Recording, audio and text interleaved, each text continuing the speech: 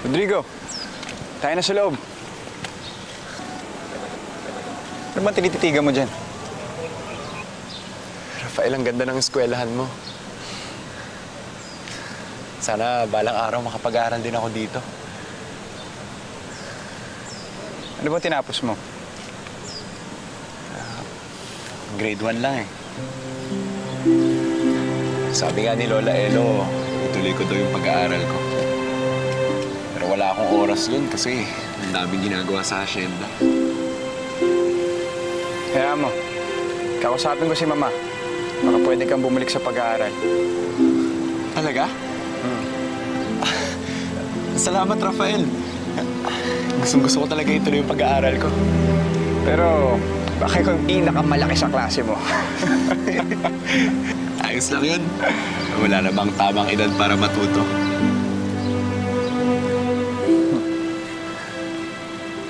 Tayo na sa loob. Hoy! Paare-araw pala na mga may kapansanan ngayon. Tignan nyo, Pilay at Cuba magkasama. Woo! Anong paki nyo? Wow, tapang mo na ngayon ah. Rafael, wag mo na silang pansinin. Halika na.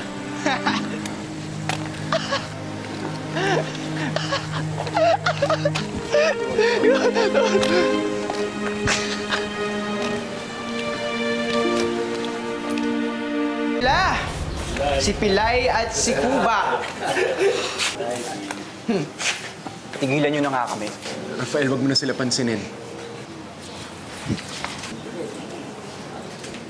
Ryan, tigilan mo na sila. Bakit? Gusto mo magsabi ng totoo?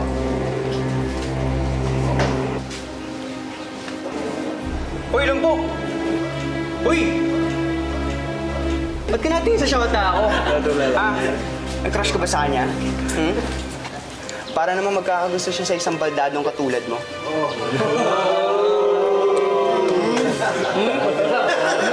Baldado. Uy! Kulit no! Lolo! Gago ka pala. Tama ito. Mamalo. Ryan! Tigilan nyo na nga siya! Rafael, malis ka nga dyan, Cuba!